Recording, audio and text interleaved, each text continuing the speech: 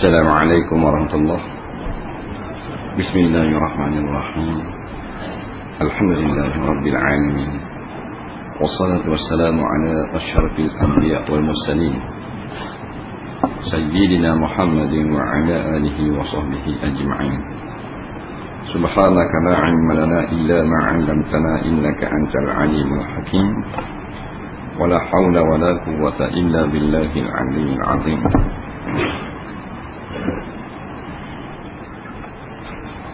Qala al-mu'allif rahimahullahu ta'ala wa nafa'ana wa iyyakum bi'ulumihi fid dharain amin ya rabbal alamin. Kata pengarang rahimahullahu ta'ala, yang kelima, hubungan antara akidah dan syariah. Akidah dan syariah itu tidak dapat dipisahkan. Boleh dibezakan tetapi tidak boleh dipisahkan.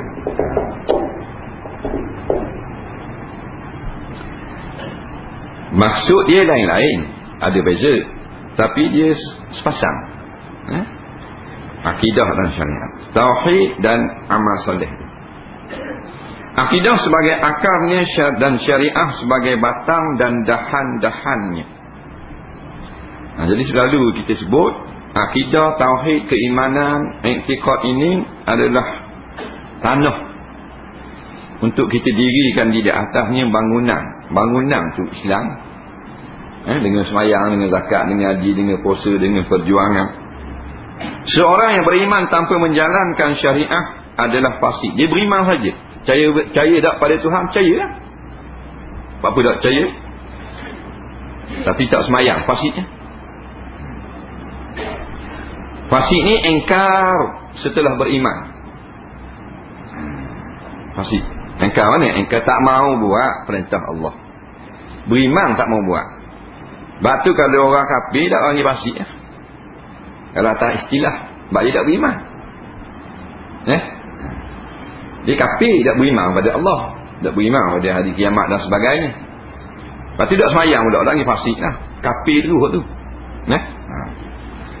Fasik ini orang yang beriman, percaya kepada Allah, percaya pada kitab, percaya pada Rasul, percaya pada hari kiamat, percaya pada malaikat, percaya pada qada dan qadar, percayalah ke kenanan tu kemahmi, tak berganjak. Tapi tak semayang, fasik. Tak mau taat pada perintah. Beriman tak mau taat dah pula. Fasik. Tak mau puasa atau buat benda-benda yang dilarang dalam agama. Jikalau benda yang dilarang dalam agama itu dosa besar, sekali buat fasik. Kalau yang dilarang dalam agama itu dosa kecil, kena banyak kali buat, baru fasik. Umpamanya dengar orang puan nyanyi, sekali dua tak kena fasik lah, bahan lara je lah. Tapi ini berakhir dengar. Nampak ramai stadium dalam hujan lagi. Kalau kita agak kambing, waktu bik daripada gok dia hujan, memang dia segok kita ke bawah capok. Faham tak? Main dia kambing kata hujan-hujan kan. Tu nak waktu bik pada gok, nak erek kambing tu, nak obor lah kereta, nak lalu kot, nak pergi tangga badak tu memang nak ngedrabat-drabatnya segok. Tapi dah wadah dia kambing dalam hujan, ribu duduk dalam hujan. Hak kena paksa tu paksa lah. Hak kena paksa, hak suka rela. Orang suruh gisu kan. Dia pergi tengok orang nyanyi. Kata bodoh, kata cerdik.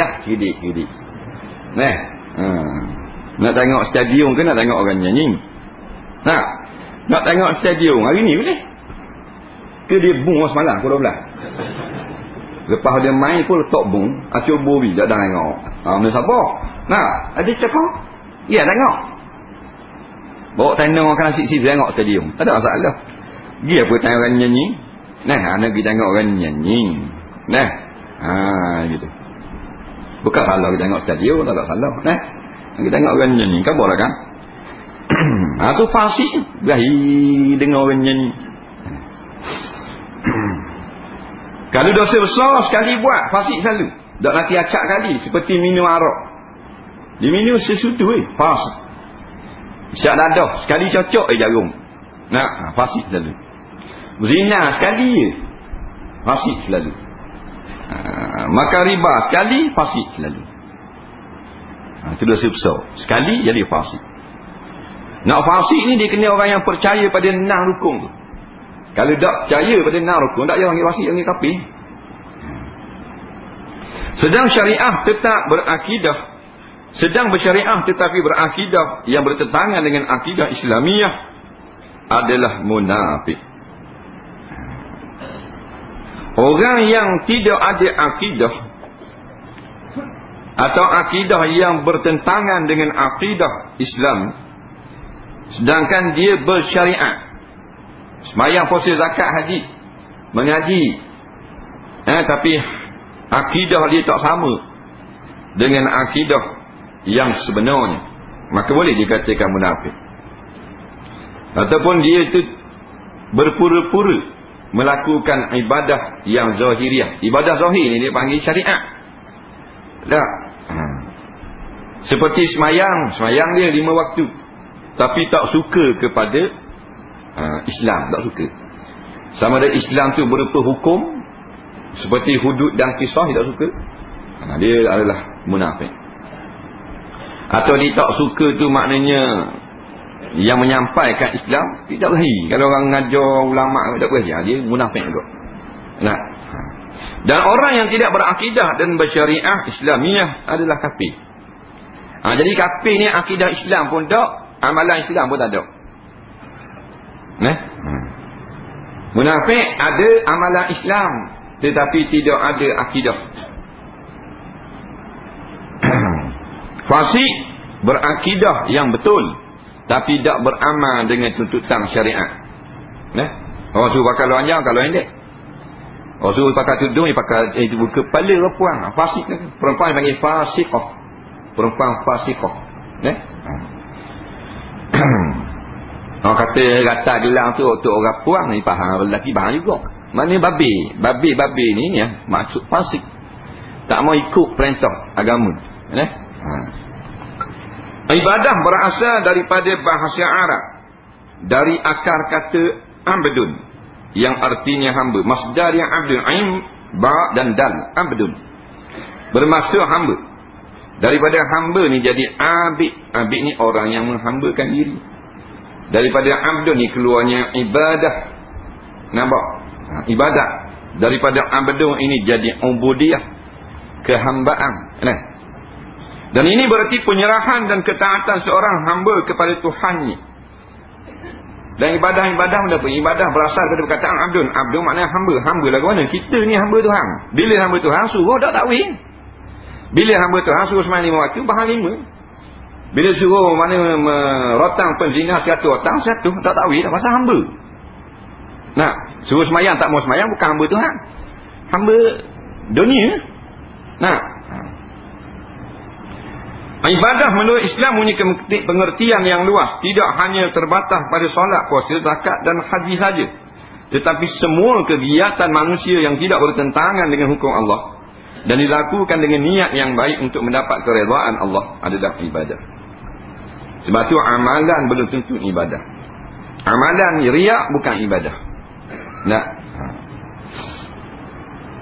Amalan dah beramal baik, seperti berderma tapi riak. Nak tunjuk ke orang dia ni suka derma, supaya orang puji dia, tidak jadi ibadah. Dipanggil amalan. Amalan yang bukan ibadah. Ibadah dia khalis.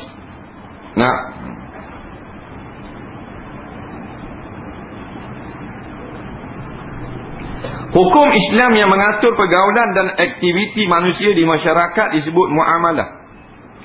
Yang mengatur aktiviti kita dengan orang lain, kita dengan Tuhan, ibadah. Kita sama-sama insan, sama manusia, muamalah. Konsep Islam tentang muamalah adalah cukup lengkap. Sebab dalam Quran dan hadis yang merupakan sumber hukum Islam yang pokok, terdapat aturan hukum mengenai keluarga, perdata, pidana, warisan, pemerintahan sosial, ekonomi, pendidikan, hukum seluruh dunia, hukum perang damai dan sebagainya. Lepas itu dikatakan Islam sebagai ad-dinun syumul, din yang begitu lengkap. Agama lain tak cara macam Islam ni. Islam segala segi. Nah, lepas tu tak ada lah istilah ni, tak ada kena-kena dengan hukum agama ni. Ini hal lain. Nampak? Jadi ustaz sama siapa ni bukan pak agama. Tak ada benda. Semua benda kita buat dia ada kaitan dengan agama. Nah, sebab tu tidak dapat kita lari segala perbuatan gerak-geri kita 24 jam sehari ni daripada 5 hukum. Ada kalanya wajib, ada kala sunat, ada kala harum, ada kala makruh, ada kala haram. Nah. Risura wajib. Nah. Berjudi haram. Balik di rumah berhak harus. Nah, dicuri haram. Nah, tak boleh lagi. Tak ada benda yang tak berkait dengan. Sebab tu duit Islam ni segala kehidupan kita. Ada orang kata agama-agama ni surai dah masjid. Nah, dah di pejabat agama kau. Nah, dia ada agama kau. Agama ni mana ada peraturan. Agama lain tak ada lengkap seperti Islam. Habis ada hukum lah ke hukum bakal lipat dia kau. Nabi kata bakal lipat kandang dulu. Nah, hukum masuk tandas kabur kau. Padahal benda remeh-remeh tak kabur lah tu. Ada juga kabur. Apatah lagi kalau hukum maknanya tentang ekonomi, tentang harta yang berkait sesama manusia, lebih-lebih lagi. Tentang politik, tentang hukum hakam, lebih-lebih lagi Islam cara. Nah, makan di kanan di kiri dia tegur. Nah, suruh makan di kanan. Al-Quran sudah tentu tidak mengatur segala sesuatu secara terperinci, sebab Quran itu untuk seluruh umat manusia sepanjang masa. Sedangkan masyarakat adalah dinamis. Masyarakat ni kehidupan dia berubah-ubah. Jadi Islam tidaklah memperincikan dengan detail gini-gini. Islam perintah secara umum, larang secara umum. Maka fa'tabiru, hendaklah kamu kiaskan dengan Al-Quran tersebut segala kehidupan kamu dari lepas kita. Tapi dalam Quran terdapat cukup petunjuk berupa prinsip umum yang dapat dijadikan landasan untuk menangani masalah yang mungkin dihadapi oleh manusia, sebagaimana yang disyaratkan oleh Allah dalam Quran surah An-Nahl ayat 89. Wa nazzalna 'alaikal kitaba tibyana wa nazzalna 'alaikal kitaba tibyana likulli syai'in wa hudan wa rahmatan wa busyra lil muslimin. Kami turunkan kepadamu Al-Quran untuk menjelaskan segala sesuatu dan petunjuk serta rahmat dan khabar gembira bagi orang-orang berserah diri kepada Allah. Jadi di sini jelas Allah kata wa nazzalna 'alaikal kitab, dan telah kami turunkan atas kamu wahai manusia al-kitaba akan Al-Quran tibyanan hala kauni, hal keadaannya kitab Al-Quran ini tibyanan, memberi penerangan likulli syai'in, bagi segala-segala sesuatu. Nah, tak ada benda yang terlepas daripada dilalah Quran. Tunjuk kata dah. Kalau dia tak nampak pun dalil dah mu buta. Nah, bila kita buta, suruh pada orang celek lah. Siapa orang celeknya? Ulama. Nah, kita Quran buta lah tak. Tak nampak. Ulama lah hak nampak. Nah, bukan semua benda maknanya kita nak ikut ulama. Tapi yang menjadi masalahnya manusia Islam ni, dalam bab agama pun tak mau ikut ulama kau. Orang kata haram-haram, tak apa, pandang haram belaka. Nah, tak boleh makan. Padahal bukan semua bab. Bab agama tanya ulama. Mana tanya ulama ni ikut hukum lah, jangan langgar hukum. Bab lain dia tanya ulama. Dah. Kita nak pergi gali telaga berapa karat. Tanah kita ni tanah keras, kat molek apa karat sini. Oh, lagi tanya tuan guru. Bodoh. Bukan kerja ulama kau berapa karat. Tanya tukang gali di telaga. Tak. Dia nak bela kambing ni. Nah, umpamanya. Kalau kambing betul 60 ekor, luar sana setengah ekor ada tak buat kandang. Dia tanya ustaz. Tak ada apa tanya aku. Tak payah tanya tu. Nah. Tapi nak jual beli kambing cara lagu ni boleh beli ke tak? Tu tanya ulama. Nah. Nak bab agama tak mau ikut juga.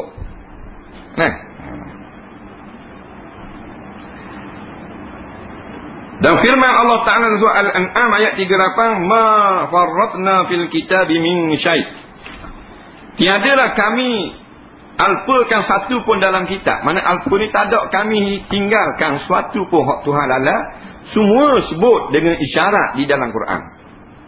Nah, batu semakin kita baca Quran, semakin bertambah ilmu kita. Nah, kalau nak kaji sangat, kaji Al-Quran. Nah, kalau kita ngaji, kita dengar orang tafsir dah. Nah, dengar orang tafsir sudahlah. Kita tak payah tafsir dah. Nah, padahal dengar dah ayat ni 15 tahun dulu. Musim hari dapatkan ni lain pula tambah ilmu. Kau banyak ilmu. Nah, walaupun kalimah yang sama, ayat yang sama. Nah, kita tak kaji Al-Quran. Sebahagian mufassirin menafsirkan kitab itu dengan lauh mahfuz, dengan arti bahawa nasib semua makhluk itu sudah dituliskan, ditetapkan dalam lauhul mahfuz. Dan ada pula menafsirkan dengan Al-Quran dengan arti bahawa dalam Quran itu telah ada pokok-pokok agama, norma-norma, hukum-hukum, hikmah-hikmah dan pimpinan untuk kebahagiaan manusia dunia dan akhirat, dan kebahagiaan makhluk pada umumnya. Jadi kita orang Islam, Quran lah panduan. Panduan Quran, tak apa nak ikut panduan lain. Nak pakai ikut ramai, lagu mana? Ikut ramai. Ikut ramai mana? Dalam bab benda hukum yang telah disebut dalam Quran, dalam hadis, tak ada dia pakai ramai. Dia nak pakai ramai, nak pakai majoriti, nak mesyuarat, nak pakai syura ni. Benda yang tidak ditetapkan oleh hukum. Nah, hak tetap dah dalam umpamanya, maknanya dipotong tangan pencuri. Kita mesyuarat semula, nak potong ke tak? Tak sah mesyuarat tu, batal dengan automatik. Nah, benda yang tak sebut dalam Quran ni. Nak semayang subuh, Nabi kata nak semayang subuh mesti terbit fajar dulu. Habis waktu semayang subuh dengan terbit matahari. Kita mesyuarat semula lah, panggil JK masjid surat. Kita buat awal. Nah, pasal boleh kuliah panjang sikit. Dia bahang subuh kupak setengah. Mesyuarat. Setujulah ke? Setujulah ke? Maksudnya ke lah ke? Dia tak ada. Benda tu tak ada majoriti. Faham? Kita duk faham ni otak, kepala otak kita banyak sangat duk pakai majoriti. Hak agama pakai majoriti juga. Nah, nak pakai majoriti ni nak cak surah. Cik Imam kata kita kena cak lah surah ni. Tak boleh pasal pelalui Nabi dah. Nah, jadi tanya pendapat amal, siapa hak ramai kita cak kali tu. Ramai nak biru cak. Ada apa kan? Tu pakai majoriti. Pasal apa? Tak ada sebut dalam Quran. Mu nak cak kali apa? Mu nak lama kali apa pun tak ada. Nah, ada yang mesyuarat. Nak mesyuarat buat apa? Pakai ramai. Kalau balah. Kalau tak balah, pakai seorang apa dah. Boleh nak cak lagu dah ni. Orang lain pun senyak lah kau. Cak. Ada yang mesyuarat. Dan kalau dia tak persetujuan ni, mesyuarat. Mesyuarat tu pakai ramai. Tu panggil majoriti. Bila sah tu keputusan mesyuarat. Jikalau benda tu bukan hak telah ditetapkan dalam hukum syarak. Kalau tetap hukum syarak tak. Nah, hukum syarak tetap dalam puan mesti pakai sekurang-kurangnya hanya boleh nampak muka dan 2 tapak tangan je di luar daripada rumah dia. Mesyuarat. Nah, seluruh Malaysia mesyuarat. Takut boleh pakai skirt pula kot. Nah, orang ramai pakai skirt lah. Tak imam ada pakai skirt lah. Power sikit. Nah, tak ada kira. Ulama mana turun sekalipun daripada langit, daripada bintang? Tak sah. Pasal apa? Canggah dengan hukum syarak. Ya faham baik. Jadi hidayah kita Al-Quran. Jauh mana juga kita ni ikut Al-Quran? Faktu sepatut kita muhasabah diri dah. Jadi berlaku kekurangan dalam kita ni mengikut Al-Quran, kita baiki lah. Biar jadi kau ikut. Nah, jangan biar macam tu lagi tak mau. Nah. Dan kita dengan Islam ni bukan dengan sedap rasa. Dengan panduan lah. Dengan ukuran. Ukuran dia, Quran hadis. Ukur sama. Pakai sedap memang sedap sama itu. Nah, ukur sama. Tak betul mula. Tak betul rayak, betul mula. Macam rumah lah, baiki sama. Nak baiki sekaligus tak modal. Baiki lambu tu. Banyak lah baiki ni. Lambu, tangga, pintu pagar belakang, rabak dah ni. Kerja di JKK. Ada. Ada lagi. Dah. Maknanya dah. Tikak, dia 3 hotel dah tikak, ni tukar estel apa semua nampak longgar dah. Siling, gepuk nampak, balik dapur tu. Latar, asas ni belum muk dah. Lepas tu bilik air, kalau nak tukar pasal petok dah. Nak cakap nak bubuh sabuk dah. Nak tukar semua sekali. Tak juga gitu. Beki sikit-sikit. Nak. Beki sikit-sikit dah. Bulan ni kita beki bilik air dulu. Nak, senang kan anak nak mandi. Lepas tu kita beki siling tak. Ada rezeki kita beki rambut pula. Gitulah silang kita. Nak, maknanya rumah tu kau lama kau balik. Nak, kau lama kau balik. Dulu banyak masalah. Ini ada dah, baik siap lah ke. Buat sekaligus, banyak itimu. Tak buat sikit-sikit. Nama ni 2 tahun. Hilang itu kau. Nah, beki. Banyak lepak rosak kan. Kau semayang, banyak rosak. Kau maknanya kurang. Dalam bak zikir, banyak gaduh pas semayang. Nah, dalam bak puasa, buka makan banyak. Dalam bak haji, tak berapa betul lagi. Nah, umpamanya, dalam bak bacaan dalam semayang, beki sikit. Sikit-sikit. Kena jamin. Macam kita bagi rumah kau. Takkan upgrade kereta. Nah, daripada untuk sikar buruk akan motor baru. Daripada motor baru kacil. Daripada kacil naik wajar. Nah, dia ni visit lah perdana. Tapi agama dah bagi. Rakyat lepas itu rugi ya. Upgrade juga agama ni. Biar hari ni lebih baik daripada kemarin. Rukun iman, pengertian iman. Iman berasal daripada bahasa Arab yang bererti percaya. Percaya adalah merupakan modal utama sebagai keyakinan mengenai apa yang dipercayainya itu. Seorang yang percaya hendaklah mempunyai pengetahuan dan keyakinan yang mantap. Tujuan daripada iman menurut agama Islam adalah taat dan patuh kepada Allah, melaksanakan perintahnya dan menjauhi segala larangannya. Iman daripada bahasa Arab makna percaya. Hamzah ya mim alif nun imanun. Imanun. Orang yang beriman dipanggil mukminun. Kata dasar dia iman. Orang yang beriman dipanggil mukmin. Kalau orang beriman tu ramai mukminin. Ramai ni. Macam Islam lah kat bahasa Arab. Maknanya menyerah diri kepada Allah pada segala perintah. Orang yang serah diri dia dipanggil muslim. Kalau ramai dipanggil muslimin. Kalau perempuan dipanggil muslimah. Itu. Jadi keyakinan adalah modal yang paling utama. Ramai orang yang Tuhan tak beri kepada dia keyakinan. Tak ada keimanan dia. Sebab dia tengok dalam penduduk dunia sekarang lebih kurang hampir 7 bilion. Tak sampai 2 bilion yang beragama Islam. 1.7 atau 1.6 bilion. 1.600.000 orang Islam. Daripada 7 bilion penduduk dunia. 1 bilion 600 juta. 1 bilion 600 juta orang Islam. 7 bilion daripada 7 bilion. Bermakna 5 bilion lebih kafir tak beriman. Dalam 1.6 bilion Islam ni macam-macam jenis pula. Ada hak Syiah, ada hak ajaran sesat, ada hak semayang niat, ada hak nikah batin, ada hak jenis dak semayang terus, ada hak semayang jemaah saja, ada hak dak semayang 5 waktu tapi puasa Ramadan. Ada hak dak semayang dak puasa tapi nyau, macam-macam sen. Ada hak maknanya pergi ke Mekah tapi dak semayang. Ada yang pergi ke Mekah tapi fitih daripada menyanyi, daripada berjoget. Tu daripada 1.6 bilion pula tapi pula tu. Daripada hak pergi ke Mekah dengan semayang tu pula ada hak makan haram, ada hak tipu nega, ada hak kain rosak kata molek, ada hak buah hak molek-molek di buah belakang, buah depan, buah uduh-uduh, buah belakang.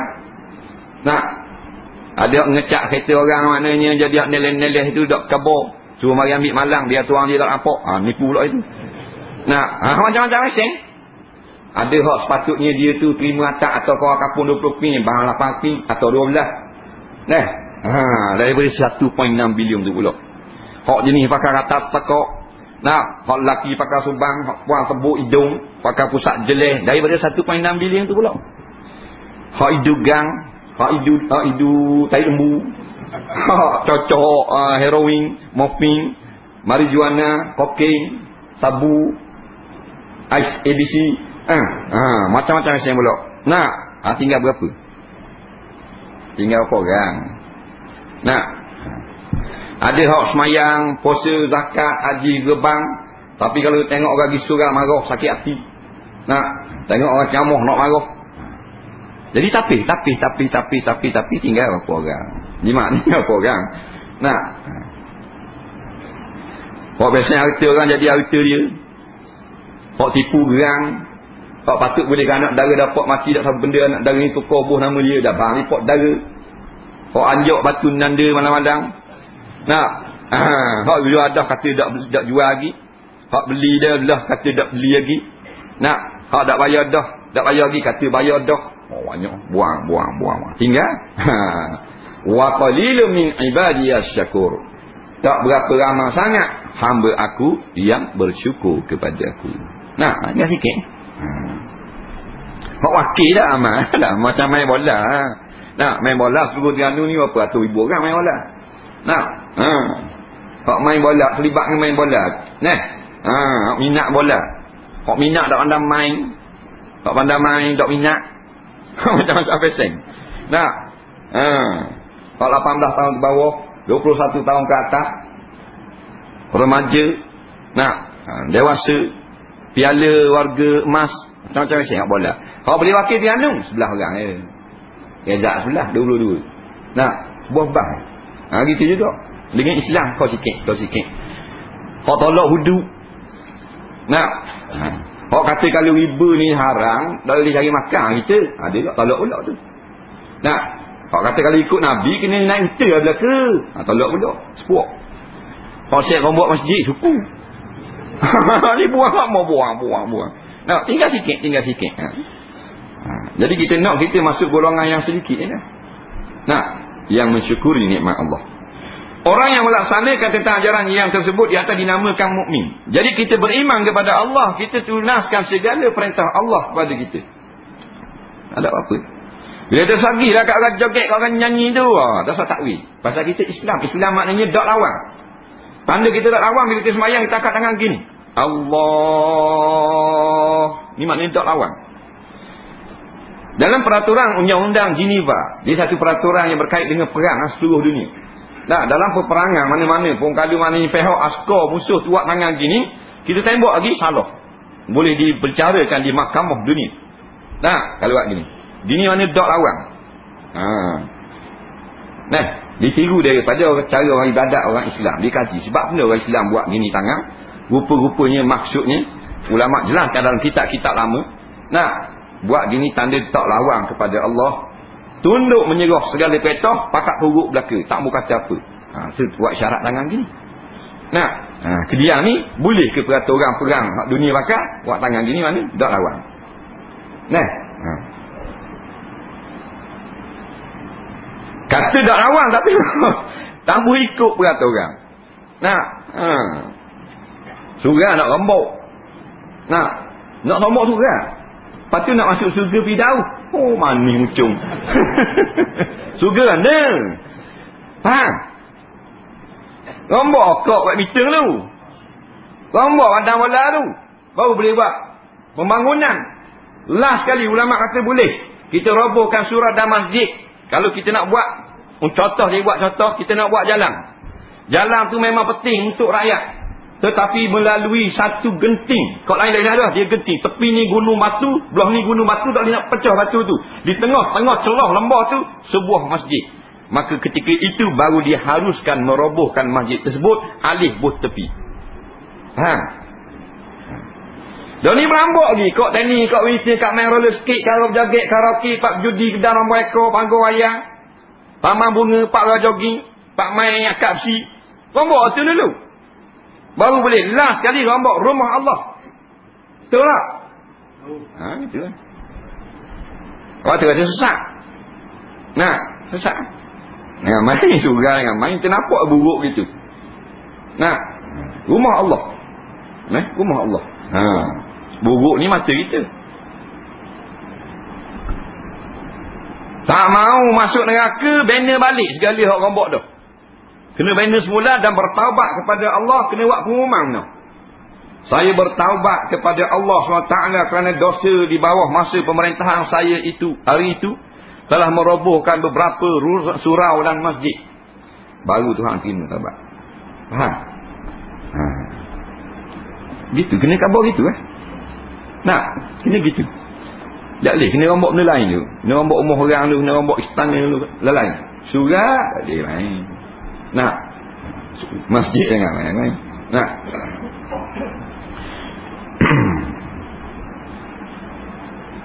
Di dalam hal ini perlu diketahui bahawa antara Islam dan iman tidak boleh dipisah-pisahkan.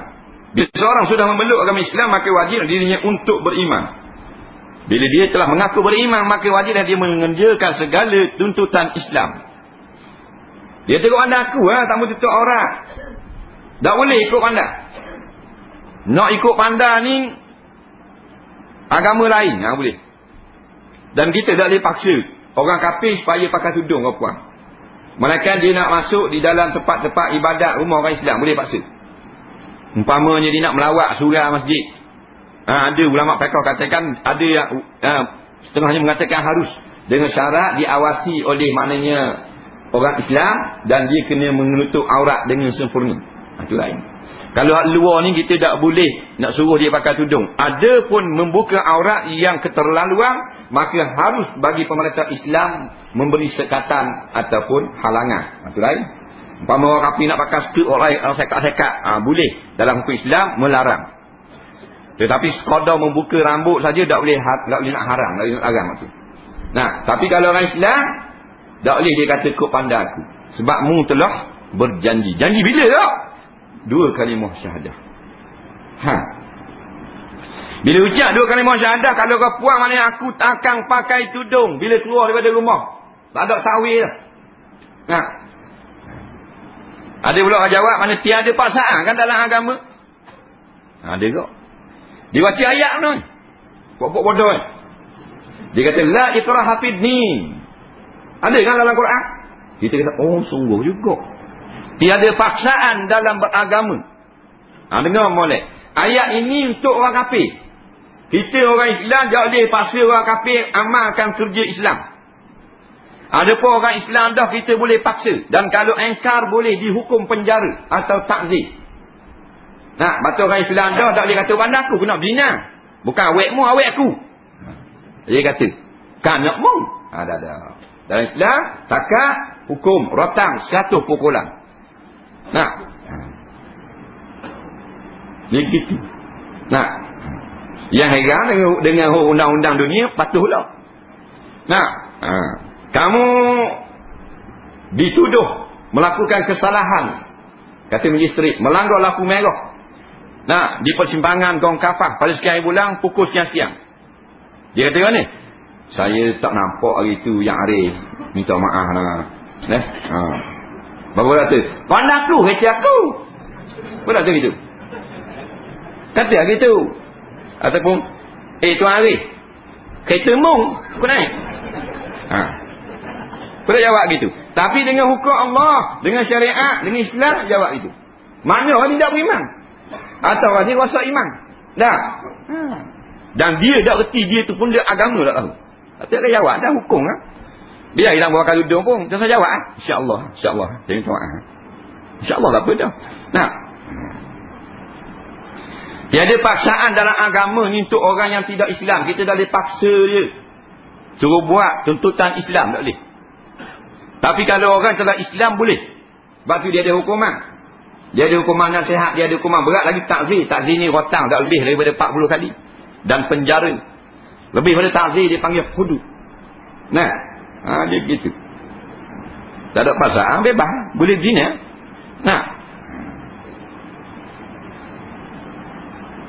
Rukun iman adalah perkara yang wajib dan mesti diyakini oleh orang-orang yang beriman. Rukun iman ada 6 perkara. Beriman kepada Allah, beriman kepada malaikat Allah, beriman kepada kitab Allah, beriman kepada Rasulullah, beriman kepada hari kiamat, dan ke-6 beriman kepada qada dan qadar Allah. Kepada budak-budak kecil cukup memadai kita ajar dengan ringkas seperti yang telah kita dengar tadi. Adik dengar, ingat molek. Rukun iman ada 6. Pertama beriman kepada Allah, kedua beriman kepada kitab, ketiga beriman kepada malaikat, keempat beriman kepada Rasul, kelima beriman kepada hari kiamat, keenam beriman kepada qada qadar. Padam dah. Tak usah orang panjang-panjang. Kita hak dewasa dah ni kena mengetahui benda makna beriman dengan Allah. Benda makna beriman dengan kitab. Tak boleh apa dah tu. Hak tutup budak kecil tu. Budak kecil kita tengok buku dah. Budak je 1 je 2 budak UPHR, buku agama dia kan rekah lah tu. Dia tak khabar panjang-panjang lebar. Kita ni kena tahu panjang lebar lah. Pasal padang dengan akal kita dah. Jangan pakai hak budak-budak kecil hari tu. Jadi yang pertamanya, beriman kepada Allah. Dalam kalimah la ilaha illallah berarti tidak ada Tuhan yang wajib disembah melainkan Allah. Jadi kalau orang katanya benda mana la ilaha illallah, kita jawab mana tidak ada Tuhan yang wajib disembah atau berhak disembah melainkan Allah.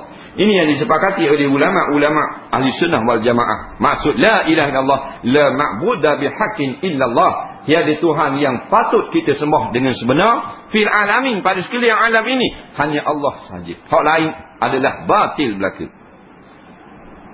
Betul ada orang kata la ilaha illallah mana tiada nyata selain Allah. Ini karut. Bukan tiada nyata selain Allah. Tak ada ulama sebut. Yang ada ulama sebut benda ni salah. Syekh Baruq Fatani sebut dalam fatwa dia, di antara kesesatan umat yang mentafsirkan kalimah la ilaha illallah diterjemah dengan tiada nyata selain Allah. Ini golongan ajaran sesat. Bukan tiada Tuhan yang berhak disembah dengan sebenar-benarnya melainkan Allah. Dan yang lain itu tidak Tuhan, batil belaka. Jadi makna kita beriman dengan Allah, kita beriman bahawa Tuhan Allah yang maha besar, maha kuasa dan patut disembah. Sembah ni bukan maknanya kita buat tangan macam sembah terekong. Sembah ni makna kita perhambakan diri. Kita perhamba, macam kita perhambakan diri kepada kerja kita kan. Nak faham perhamba lagu ni? Kita perhambakan diri gini. Macam kita perhambakan diri dalam cari makan. Nyimak. Pagi turun, walaupun anak nak ikut menangis, nolong, sakut pagar nak ikut dah Allah. Masa apa? Kita memperhambakan diri kepada kerja kita. Anak nolong itu pun tinggal juga. Bini pun tinggal juga. Masa apa? Datang nak pasca pukul 8. Sekarang baru balik. Dan kalau hujan pergi juga. Kalau ada kereta ialah berlari, ambil kat kereta tu, jeruk masuk dalam kereta. Kita sanggup susah untuk kerja, tu panggil memperhambakan diri. Faham tu hamba? Kalau orang motosikal kau cari baju hujan, pakai topi keledar. Hak basikal akan pakai topi keledar, cari supik kecing. Bos sekut tangan kuka. Napah popah lah supik. Biarlah tamui kena hujan. Mana kesungguhan dalam nak mendapatkan, menunaikan perintah, iaitu perintah pejabat, mu kena mari sebelum pukul 8. 5 hari seminggu. Kalau minta cuti, ada tak boleh cuti, tak cuti, kena pergi juga. Itu panggil orang memperhambakan. Jadi memperhambakan kepada Allah, kita sanggup susah, yang kita nak tepat pada waktu, kita tak berani ikat, tak lawan, dengan segala perintah Allah. Baru jadi hamba Allah. Dalam hujan stadium mana berat nendang tu. Dalam hujan macam kambing nak berjeruk. Tu kata besar maha kayanya Allah, patutnya biar seminggu 2 dulu rasmi baru hujan. Rasmi malam pertama terbang sehabis-habis lebat. Huyuk. Berjeruk masing-masing. Keluar dalam Sabah peminat Honda City sanggup basah kuyuk untuk melihat persembahan beliau. Nak tengoknya Cik Siti ni nyanyi sanggup basah kuyuk. Surat orang ngajar tak basah sikit dah hari. Tak hari, dah basah sikit. Itu manusia. Tapi khabar nak keselamatan akhirat. Nak selamat kau ni hak orang larang ni buat, hak suruh tak buat. Dan ditaati dengan sepenuh hati, kita percaya bahawa Allah Ta'ala itu ada, hidup dengan tidak permulaan dan tidak berkesudahan. Allah Maha Besar, Maha Esa, artinya tunggal dan tidak ada yang menyerupai Allah. Allah tidak berkendakkan kepada sesuatu pun. Seluruh alam semesta ini dijadikan dan diatur oleh Allah. Tidak ada sesuatu pun yang luput daripada pengawasannya. Allah maha mendengar dan maha mengetahui segala yang nyata maupun yang tersembunyi. Bahkan baru berniat pun sudah diketahuinya. Oleh sebab itu orang yang sudah beriman akan merasa diri menjadi bersikap rendah diri, berpandangan luas, tidak mudah putus asa, taat, patuh dan waspada, bersih jiwanya dan nurut keyakinan, tenteram dan damai semata-mata, yang berorientasikan keselamatan dunia dan akhirat. Inilah hikmah disuruh kita beriman. Jadi akan datang kita akan terang satu persatu benda makna kita beriman dengan Allah. Kita percaya Allah tu ada lagu mana. Kita percaya Allah Ta'ala tu kuasa lagu mana. Kita percaya Allah tu hidup dan melihat dan mendengar tu lagu mana. Dia akan terangnya dengan terperinci. Nah, jadi padanglah kitab yang fardu ain. Walaupun rekah tapi dia padak. Nah, apa dia kata kita fardu ain lengkap. Padak ni mencukupi. Mencukupi bagi kita yang golongan mubtadi yang baru bermula berjinak dengan ilmu Islam. Jadi insya-Allah kita sambung bulan minggu depan dekat nombor beriman kepada Allah tu semula. Wallahu a'lam. Kita ada banyak soalan malam ni. Adakah dibolehkan solat jamak untuk orang uzur? Sejauh manakah tahap keuzuran itu? Ni biasa dah tanya. Kita jawab ringkas-ringkas. Di dalam pendapat, di sisi pendapat jumhur ulama, iaitu mazhab Syafi'i, Hanbali dan Hanafi, tidak dibolehkan orang yang uzur melakukan solat jamak. Solat jamak dalam mazhab Syafi'i pula mengikut pendapat yang muktamad untuk orang yang bermusafir, dan solat jamak takdim kerana hujan. Walau bagaimanapun kalau seseorang itu uzur, boleh dia bertaklid kepada imam yang mengharuskan jamak bagi orang sakit, iaitu jamak itu dilakukan di rumah walaupun tidak bermusafir. Inilah pendapat dalam mazhab Maliki. Jadi kalau kita sakit dan kita nak solat jamak, kita kena taklid pendapat Imam Maliki atau ulama mazhab Maliki. Tak perlu kita niat sahaja aku ikut pendapat Imam Maliki untuk solat jamak kerana sakit, kerana Allah Ta'ala, kan? Panjang sangat. Kata ulama memada dengan hadis dalam hati kita, aku ikut pendapat ulama-ulama yang mengharuskan jamak kerana sakit. Gitu. Sakit lagu mana ke uzur? Uzur yang maknanya dikira musyakkah lah, kita susah sungguh kalau kita nak semayang 2 kali. Kerana kita payah nak bangun tu mengeluarkan darah, bangun tu sakit yang teramat sangat, ataupun nak orang usung pula 3-4 kali, nak panggil orang pun payah. Usung sekali, usung apa? Usung nak ambil wuduk. Tahap tu kita pun semayang jamak. Dan ada dalam mazhab Syafi'i ulama yang mengatakan tak perlu semayang jamak pun boleh, kita semayang di hujung waktu dengan satu wuduk. Yang masalah bukan masalah semayang, masalahnya masalah berwuduk. Masalah nak ambil wuduk, bukan masalah nak semayang. Masalah berlaku kat wuduk tu payah 2 kali dah orang sakit. Sekali akak, sekali luka keluar darah, ada jenis gitu. Ada sekali akak, sekali menaung melolong, nak sakit. Kalau tahap tu boleh taklid. Boleh taklid. Jadi kalau nak semayang hujung waktu, ni pendapat dalam ulama fiqh Syafi'i sendiri. Hujung-hujung waktu ambil wuduk. Ambil wuduk, semayang zuhur 10 minit ke rabas semayang asar. Kalau ambil awal waktu semayang pun 1.5, nak jember 2 jam setengah lagi, takut ketuk, takut apa, ambil pulak sekali lagi. Itu 2 cara yang terkenal yang dijawab oleh ulama-ulama.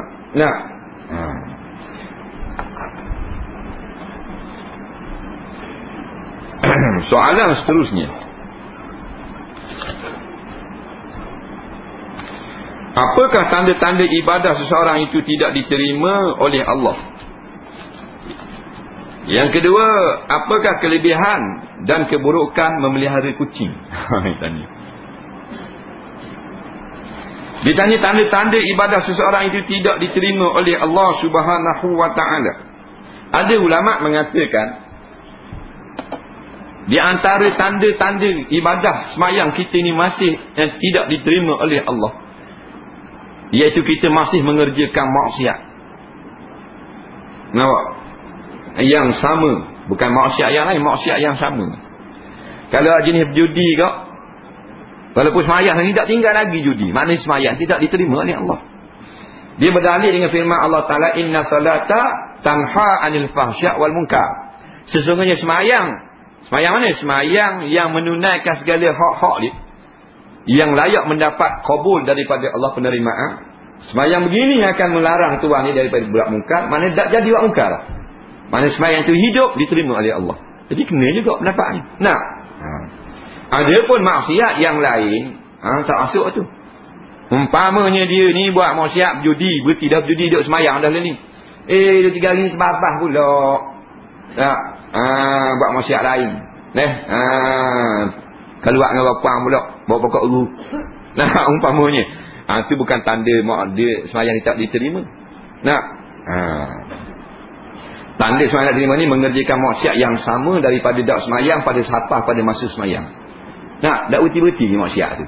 Maknanya sembahyang itu tak hidup lah. Nah. Kemudian apakah kelebihan dan keburukan memelihara kucing? Tak ada sebarang ayat atau hadis yang menyebutkan perkara yang dia tanya ni. Tak ada pun sebut dalam mana hadis fadilat memelihara kucing. Tak ada. Tak ada lagi lah. Yang ada ni cerita, Nabi cerita tentang Abu Hurairah yang bela kucing, yang sayang kepada kucing. Kemudian hadis Nabi mengatakan kucing ni jenis duduk dalam rumah orang. Rasa susah lah. Tak najis dia. Nah. Kemudian hadis satu lagi, kucing duduk atas serbang Nabi. Nah, jadi Nabi nak ambil serbang nak pergi sembahyang, kucing tengah tidur atas serbang Nabi, atas selendang. Jadi Nabi tak ambil. Kalau ambil, dia kata ke sahabat dia, kejut pula kucing. Nah, orang tengah tidur terbit kain cadar.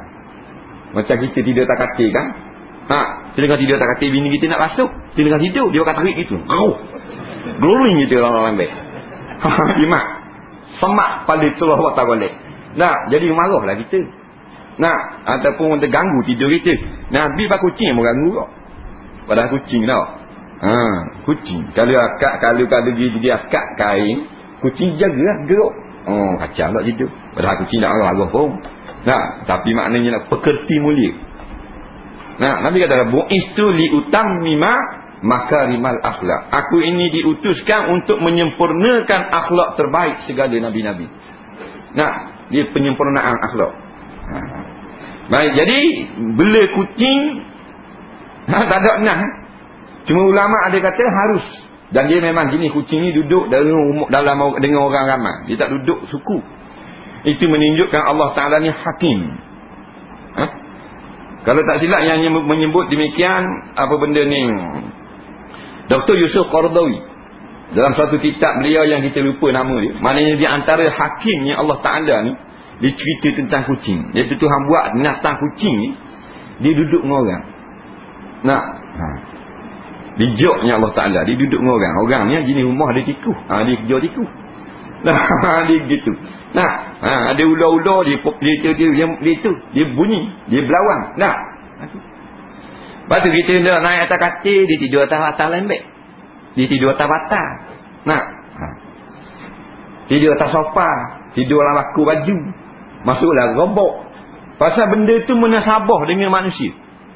Tuhan buat. Nah, kalau Tuhan tak bijak ni, Tuhan akan buat mana duduk dengan orang ni khubar.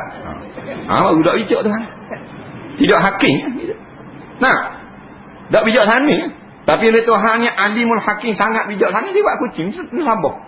Orang makan ikan, dia bagi ikan. Makan suka nasi yo. Nah, dia gitu. Kalau khubar ayatnya gitu. Nah, bukan robot nak ambil baju nak pergi kat orang nikah tengok khubar. Lebih. Kalau ayatnya nak marah datang jinak.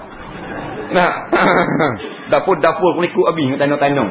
Nah, jadi orang yang suka bela, tak suka tak payah bela.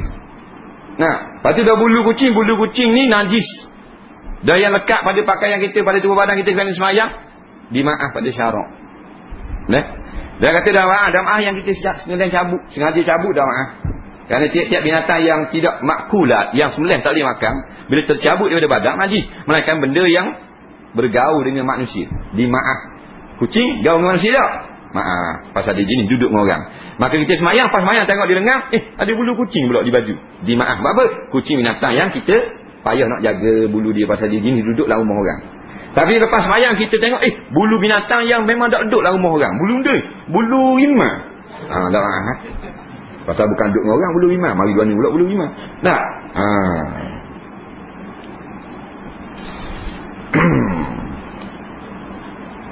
Soalan seterusnya,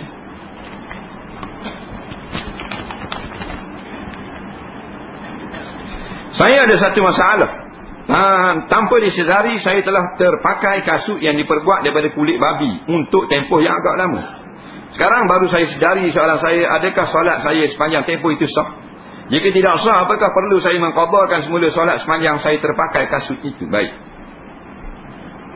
Dia terbeli kasut kulit babi. Dia biasa kasut kulit babi ni dia buat sebelah dalam, pelapik dalam, pasal dia lembut. Sebelah dalam hak lapik tumit ni. Bila kita pakai nak masuk tumit yang lembut tumit. Jarang belah luar, jarang pasal dia mudah pecah. Dia untuk belah dalam biasanya. Jadi kalau kita terpakai kasut yang dibuat pada kulit babi, memang kasut itu menurut jumhur ulama, melainkan mazhab Maliki, hukumnya adalah najis. Soalannya dia tak semayang dengan kasut ni. Dia hanya pakai kasut ini, kemudian pecat kasut, naik semayang, basuh kaki apa semua. Jawabnya, sembahyangnya adalah sah dan dia tidak perlu qadha. Yang haram pakai kasut tu, dan dia tak start pada dia tahu tu tak boleh pakai dah kasut tu. Kerana meraihkan pada pandangan jumhur ulama. Dan jika disuruh qadha, maka memberatkan akan dia. Dah lama pakai lama, 8 tahun pakai kasut tu. Dah nyanyi ke dia? Jadi masalah yang mengatakan lekat najis kepada kakinya adalah tidak atas jalan yakin. Tapi kalau dia buat masuk kasut tu dalam semayang, memang tiap-tiap semayang tu kena qadha. Dah boleh semayang kasut? Boleh. Semayang pakai kasut, lepas pada ambil semayang itu pakai kasut. Sah semayang? Tidak sah. Sah tak? Sah semayang. Yang tak boleh semayang kasut ada najis. Baik. Kalau semayang dengan kasut najis, tak sah semayang tu. Tapi dia buang kasut, dia naik semayang. Masalah muskilnya takut kasut masa pakai tu najis tu jakit di kaki dia. Jadi dia tak basuh dengan air tanah. Dah semayang sah ke tak? Jawabnya semayang yang terlepas itu dimaaf pada syarak yang telah lalu. Tu ada kerenganan, berlaku khilaf di kalangan ulama. Walaupun ada pendapat mengatakan semua semayang mesti diqadha balik. Pada mana? Pada hari yang diiktimal, pada hari itu bermulalah kakinya terekat najis. Kalau hari dia pakai mula-mula sebulan tu tak ada basah, tak sebulan tu tak payah qadha. Basah dengan kering sama kering tak lekat. Bulan yang kedua tu dia ada pakai kaki dia basah sekali, situ baru lekat. Start pada tu dia tak basuh dengan air tanah 7 kali, start pada tu dia kena qadha semayang. Pasal kaki dia terkena najis, belum lagi dibasuh. Pendapat yang kedua, pendapat ini ringankan kita. Iaitu kita tak payah qadha dan jangan kita lagi pakai kasut tu, tak boleh. Kerana memberi keringanan kepada kita, tak memberatkan dalam perkara agama. Ini jagalah sekarang ni kasut-kasut kulit babi. Yang paling banyak sekarang jenis, kalau kasut cokam jenis puma. Kasut puma ada dengan 5 atau 6 jenama yang jenis yang pakai kulit babi. Kalau sarung tangan, kena perhatilah kalau naik motosikal. Sebahagian besar sarung tangan yang buat untuk naik motor tu, sarung tangan motosikal tu, daripada kulit babi. Kalau sarung apa benda ni, main takak ni, tangan besar ni, takak ulang, boleh kriket, kriket, softball, bola katak ada tangan bagian sambut tu, tangan jing tu. Tu 98%, 99% kulit babi. Kulit babi. Masuk tangan tu. Buat mitok buat isam boleh tangan tu. Macam boleh. Musafir pada hari Jumaat itu sebelum terbit fajar pada hari tersebut, dan ianya berada di tempat yang tak dapat didengari suara azan daripada tempat yang ianya telah tinggalkan itu, ataupun dengan kata lain azan daripada kampung asalnya tak dapat didengar.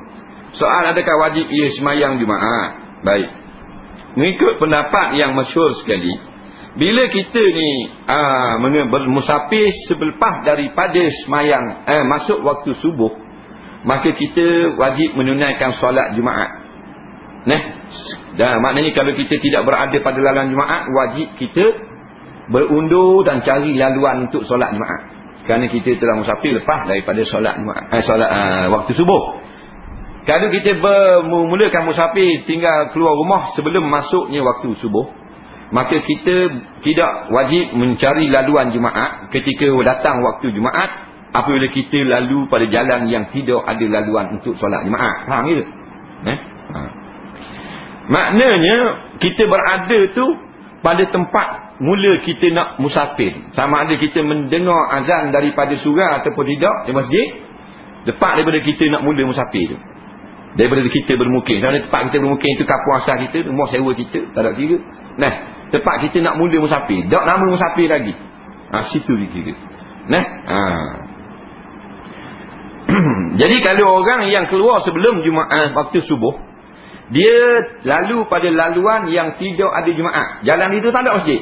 Jadi siapa masa jalan Jumaat, dia tak wajib kona cari jalan pergi kat masjid.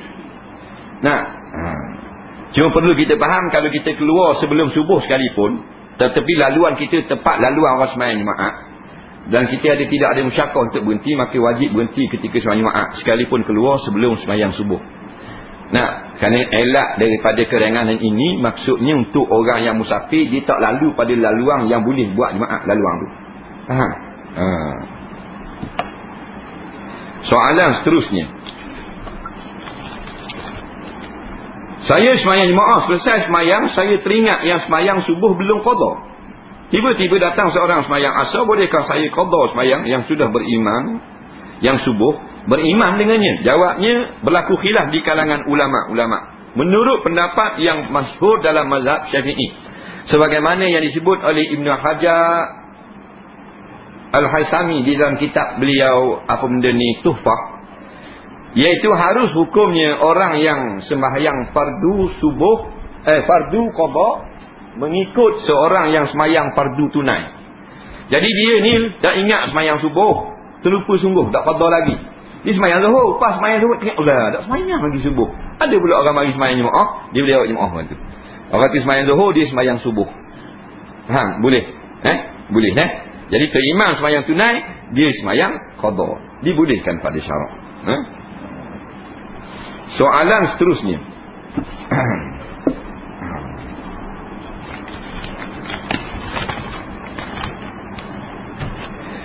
Saya pindah rumah baru 3 bulan 4 bersamaan 26 Rabiul Awal baru-baru ni. Pada penangan seorang ustaz mengatakan hari itu adalah hari nahas. Maksudnya hari itu membawa malapetaka pada rumah tangga seperti perceraian. Macam mana pandangan ustaz? Kalau kawan saya pula kata pindah rumah kena tengok pada bulan Melayu, bulan hala ke naik ke atau turun? Jawabnya, tidak ada pun dalam mana-mana kitab hadis yang menyebutkan hari bulan sekian-sekian ni siar, bawa malapetaka.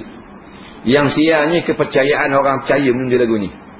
Nah, orang yang percaya benda lagu ni, dia yang malapetaka, dia yang siar. Hari tak ada siar. Hari mana-mana pun ambil dah.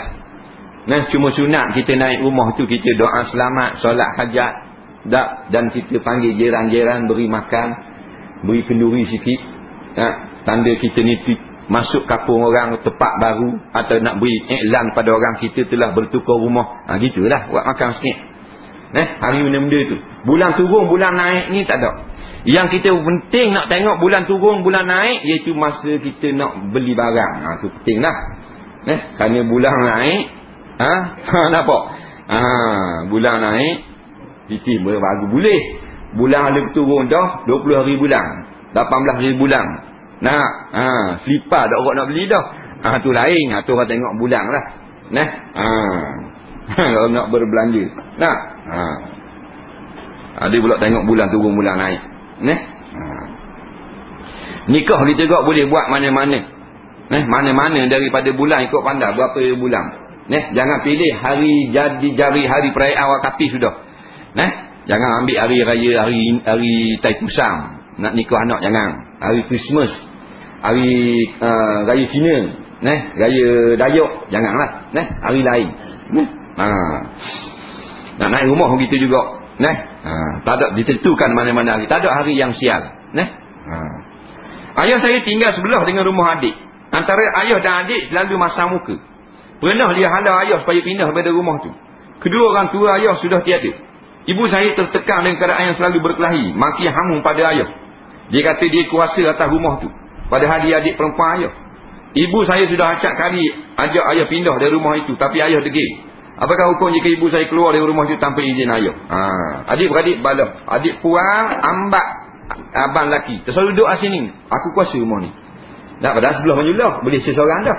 Nah, Rupanya jangan main. Kalau dah jenis gila harta, jangan main. Tok lelaki jadi bodoh tu. Nah, banyak berlaku dalam masyarakat. Tok lelaki dah macam ni. Ini macam rimau gila. Kalau nampak tu sungguh. Nah, pandai betul betul pandai. Kalau bak mengira. Kalau bak nak tolong orang, minta maaf. Nah, time mak sakit ke apa, tak ada ungkir dia. Tak nak bagi saka liyo. Nah, memang bijak sungguh. Ni jenis gini. Jenis memang jenis jahat ni. Nah, muka bodoh. Jadi dia kata ambak dah mak dia siabuk juga. Siabuk jugalah. Ajak pindah dia tak mau pindah nak duduk situ. Jadi mak keluar daripada rumah dah ulih lah. Nah, kena bincang molek dengan ayah.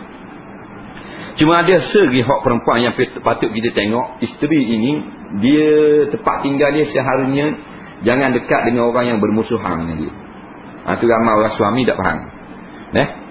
Haram kata setengah ulama kita bawa duduk isteri di rumah yang dekat dalam rumah itu atau sebelah rumah itu orang yang musuh dengan isteri kita. Tak boleh. Tak lepas lagi wajib nafkah tempat tinggal. Kan wajib nafkah tempat tinggal atas suami. Faham tak? Selain makan minum obat-obat tak? Tempat tinggal ni lagu mana? Di antara syaratnya tempat tinggal itu mestilah jauh daripada rumah orang yang bermusuh dengan isteri. Mana isteri tak suka duduk situ pasal apa musuh dia. Dia pun tak berahi. Maka kena pindah. Bila dipindah lepas nafkah. Lepas kewajipan tu nak nafkah tempat tinggal. Maskan ni. Hak tu kita tak nak pakai maknanya kuasa mutlak suami dia. Bab masalah duduk. Duduk lain pasal dia berdua cerita sama, tak senang hati. Kadang-kadang ginilah, hendaklah kita letakkan isteri kita di rumah yang dia senang hati duduk situ. Walaupun rumah tu buruk, walaupun tak molek, walaupun murah. Maknanya kalau dia mari, kita mari ambil pergi duduk tupang rumah duduk rumah kakak ipar kita, dia dengan kakak ipar kita balas sama. Tak lepas tanggungjawab kita. Kita akan dipersoal di akhirat nanti. Buka dalam kitab bab nafkah, bab maskan. Bagaimana kalau syarat sah lepas makan kita beri di tempat tinggal tu janganlah ada orang yang musuh dengan isteri kita. Jadi dalam kes ni kita kena ra'i juga bincang molek. Kalau dia musuh dengan adik ayah ni, tak senang tidur itu jadi susah hati sama, maka wajib dah ayah ni walaupun tak mau pindah, beri mak ni duduk rumah lain. Dia kena bayar sewa rumah tu. Pindah ayah ni tak wajib, hak dia, bab suami tak wajib duduk serumah dengan isteri. Kita orang Melayu tu duduk faham bila kita nikah kita wajib duduk serumah isteri. Tak, salah faham tu. Kita wajib hadir kepada mereka. Faham? Untuk memberi nafkah zahir dan batin. Hak tu saja. Tak wajib duduk serumah. Orang Melayu tak faham bila kita nikah dengan perempuan, kita wajib duduk serumah. Tak wajib. Kita boleh nak duduk kat rumah lain boleh. Kita pergi kat dia, malam kita pergi kat dia. Tengah hari kita pergi makan nasi. Tapi kita ada rumah lain, kita duduk rumah lain. Boleh, ada masalah. Kita duduk faham gitu. Salah. Ataupun imak duduk surat pun. Malam pergi lewat. Tapi tak tutup kan masuk. Gitu. Lewat saja je. Makan kata. Makan tak salah kita atas. Tangan orang atas sah. Sah. Orang atas boleh. Tak syarat kita atas tangan ambil. Bukan gitu. Syaratnya siapa benda yang dia boleh makan. Sama ada siapa makanan tu fresh kita beli fresh dah. Ataupun siapa metah dia masuk sendiri. Faham? Tak kira siapa dapat atas pun. Tu bak nafkah. Awak gitu boleh. Nak buat dia baru nak buat. Tak buat cetong. Batalkan wuduk saya jika tangan saya tersentuh punggung tanpa berlapik. Punggung tu kat mana? Dia ada papang. Kat mana? Dia hak batal wuduk punggung ni dubur. Hak khipung. Hak situ saja. Tepi pada khipung tu dia licin. Hak tu papang punggung tu. Antara khipung tu dubur tu dengan depan tu dia jauh lagi. Situ dia kosong itu. Situ bukan kemaluan, situ tak apa tu dipanggil futsal. Situ kosong padang kosong tak? Punggung hak sebenarnya hak ni lah. 2 tin ni dalam bilu ni. Ni tak apa. Hak ni garu lah boleh 3 minggu dah atas. Dah. Hak batas depan dengan hak khifuk tu. Nah. Apakah hukum jika semayang tak pernah cukup 5 waktu terutamanya selalu tertinggal semayang subuh tertinggal tak berdosa. Tapi wajib kena qada lah. Cuma kalau kita tinggal dengan tidak sengaja, qada itu boleh kita takhirkan. Tapi kalau kita tinggal dengan sengaja, qada tu wajib. Masa bangun tu kena qada selalu. Kalau tinggal dengan sengaja. Begitu. Semayang ni kena cukup lah. Kalau tak cukup semayang tak jadi. Jadi kalau semayang kita tak sempurna, cukup 5 waktu, barulah cari hak sunat. Ni semayang tak cukup, semayang 4 waktu. Orang 5 dia bahang 4, lepas tu nak bahang sunat tak boleh. Biar cukup dulu. Soalan seterusnya.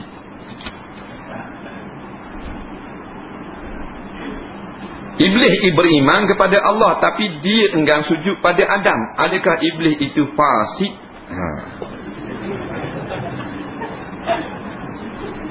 Iblis ni dia jadi kafir selalu. Nampak tak? Dia tak fasik dah, dia kafir selalu. Allah kata wa kana minal kafirin. Dan pada hari itu dia engkar kepada Allah. Maka jadilah dia orang-orang mula-mula yang jadi kafir. Saya pernah pergi candak sotong. Dah macam biasa, ada juga pening rasa-rasa loya. Boleh semayang. Untuk pengetahuan ustaz, saya dari kecil tak pernah tinggal semayang. Bagus. Tapi tahun lepas, last kali saya pergi candak. Candak. Memang kuat jugalah ombak. Tak apalah asal boleh semayang hak lepas-lepas. Tapi tak sampai 15 minit mari nak mutah. Tak apalah. Tak apa tak mau dia. Nak mutah pun tak apa je. Saya tunggu nak semayang maghrib tapi tak boleh. Bangun langsung nak duduk. Congok pun tak boleh. Tak boleh bangun. Langsung. Nak duduk congok pun tak boleh. Duduk congok duduk tinggung lah. Kawan-kawan lain ada tak boleh bangun dah. Tak boleh bangun dah kan. Ni bukan gican dah. Ni gisting ni. Nampak? Tadi bukan kata gican dah. Saya bangun nak mutah. Sampai ke subuh tak boleh bangun. Saya berdoa pada Allah minta ampun dan tak ingat langsung nak semayang. Dengan mata dalam sejarah saya tinggal semayang. Inilah dalam sejarah saya tinggal semayang. Jadi dia duduk ayang ke mabuk ni tak ingat dulu tak ke semayang. Dia pun bertaubat. Tak apalah. Baguslah ni. Soalan kedua, minggu depan kawan-kawan ajak pula. Boleh tak? Mu ni layar buruk boleh tak? Pergi lagi. Dalam hati duduk mikir pasal saya pernah kata demi Allah aku tak ambuh pergi dah. Selagi aku hidup aku tak ambuh pergi. Sebab fikir takut jadi macam baru ni pula. Dan untuk itu ustaz terangkan macam mana niat semayang dengan mata. Untuk mengetahuan kaki-kaki candak hak tak boleh bangun. Dah saya lihat tak orang.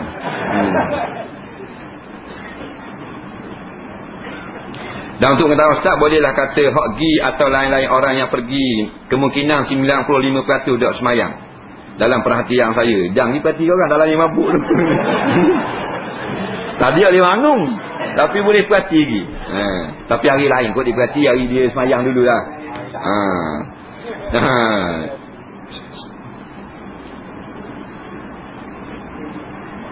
Jadi masalahnya gini, kalau kita tak boleh nak bangun, kita semayang dalam keadaan duduk.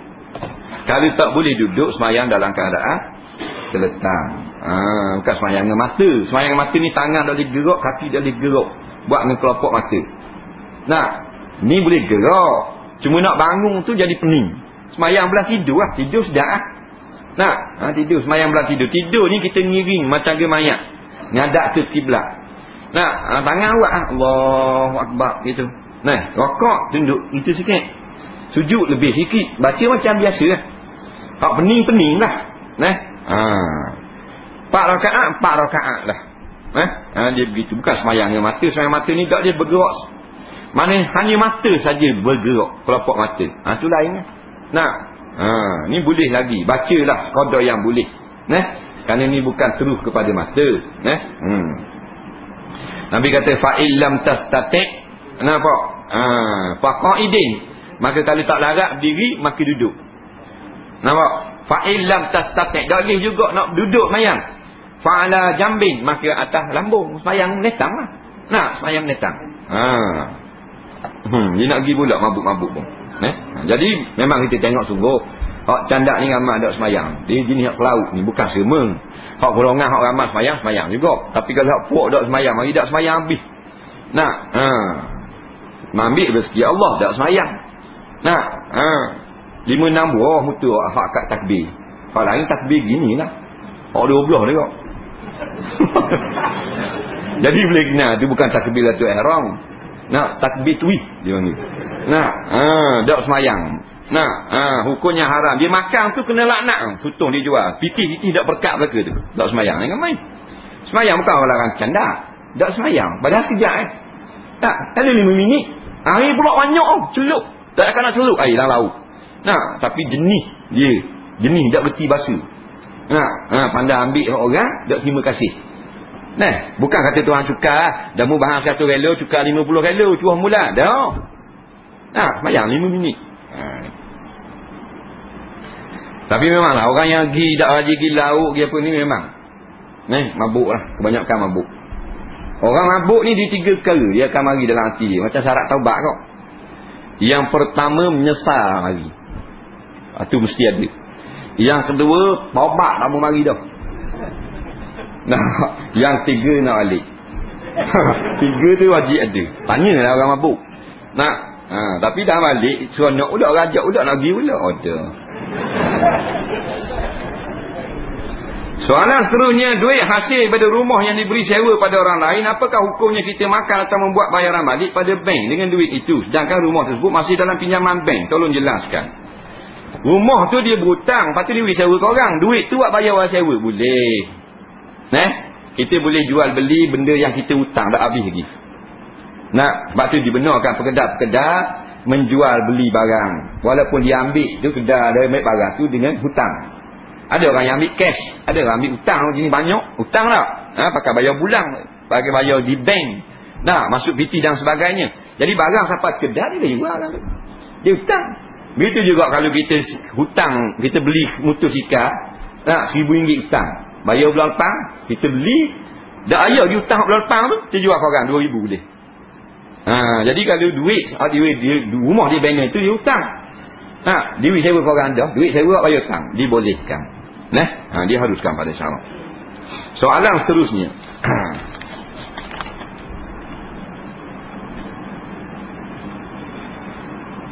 Saya ada simpanan RM80,000 dalam bank dan telah cukup lebih 1 tahun. Siapa dia ni kaya ni? Biar kita sikit. Soalan yang pertama, wajibkah saya keluar zakat simpanan? Yang kedua, berapakah nisab? Yang ketiga, bolehkah saya keluarkan zakat pada cucu saya yang banyak utang? Baik. 80,000 ni telah pun sampai nisabnya. Nisabnya tak silap 6,000 lebih dah ni dah. 5,000 lebih. 5,800 lebih kurang 5,800. Mana kalau kita ada duit 5,800 selama setahun dah, cukup haul wajib zakat. Zakatnya 2.5%. Kalau 1,000 RM25. 100,000 RM250. Bermakna 80,000 ratus-ratus je lah. RM25 kali 80. Gitulah. RM1,025. RM1,025 kali 80. Banyak tu lah. Soalan yang terakhir, mudah-mudahan hak lain ni tak ada, insya-Allah minggu depan.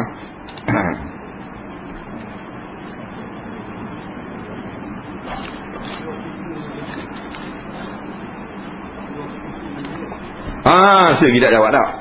Hukum mengeluarkan kepada cucu. Baik, cucu dia tu bayar atas nama hutang. Baik. Orang yang kita wajib nafkah, tidak sah kita keluarkan zakat atas asnaf fakir dan miskin. Tetapi boleh kita berikan zakat kepadanya atas asnaf yang lain. Seperti cucu kita itu fi sabilillah, boleh. Cucu kita tu mu'allaf, boleh. Yang tak boleh, umpama anak kita miskin atau fakir, kita tak boleh zakat. Sebab kita telah wajib nafkah kepada anak itu. Kita tua dah, umur 50. Anak kita tu, dia berumah tangga dah. Nah, tapi dia jatuh miskin ke ni. Kita ayah yang kaya ni, wajib nafkah balik tadi. Bila kita wajib nafkah tadi, kita tak payah beri zakat. Zakat tu sedikit, nafkah tu bulanan. Nah, sama juga dengan isteri kita. Wajib beri nafkah. Tapi kalau cucu ni dia wajib dia beri nafkah, boleh juga dikeluarkan zakat jikalau atas nama asnaf berhutang. Tapi hutang untuk hajat, bukan hutang untuk joli. Ingat bahan baik ni, hutang kerana berhajat. Hutang dia buat apa? Dia hutang pasal atak mau dia pecah bang ribut itu. Hutang orang tu nah tu ya, tak kira tak. Hutang tu boleh terima zakat. Jangan hutang beli resport. Dah tu bukan hajat. Hutang bos spoiler baru. Hutang beli home theater. Hutang beli radio ring. Itu tak boleh tu. Hutang hajat, keperluan hidup. Hutang beli puyuk belanga. Hutang beki rata pecah. Hutang tangga patah. Hutang beli motosikal nak pergi kerja. Boleh tu. Keperluan. Jadi boleh beli.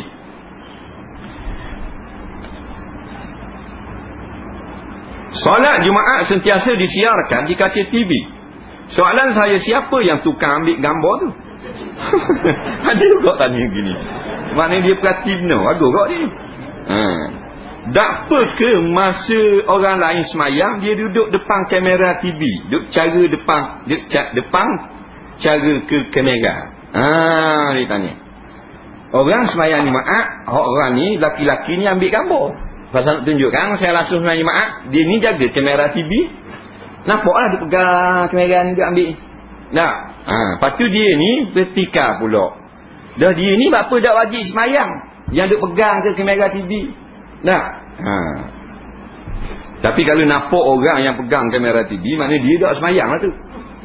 Tapi kalau kita tengok di rumah, nampak gambar orang semayang je tak. Mungkin kamera TV tu dia set situ, dia pun tinggal. Macam kita ni kamera, mana ada orang? Mana ada orang? Ada. Kayak gini sudah, dia pun tutup gitu tak apa. Yang tak bolehnya kita orang semayang Jumaat tu, kita duduk ambil juga duduk situ. Duduk ambil. Tak ada darurah apa-apa. Bos itu nampak kau. Dia semayang. Kan yang kita tengok orang semayang Jumaat dalam TV kan. Tengok dalam TV kan, tengah hari semayang ada tak tunjuk TV yang semayang? Ada tunjuk? Ada tak tunjuk tengah hari? Ada tunjuk? Ada? Mudah pergi Jumaat. Aduh dah kerja dah.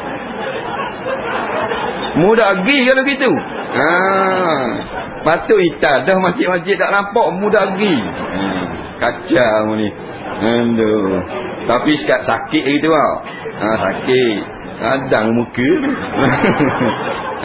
Jadi kalau perlu lagu mana pun time semayang Jumaat tu, itulah apa benda ni tinggallah kamera. Sebab tu lah wajib atas kita kan. InsyaAllah soalan lain kita jumpa lagi di Minggu Harapan.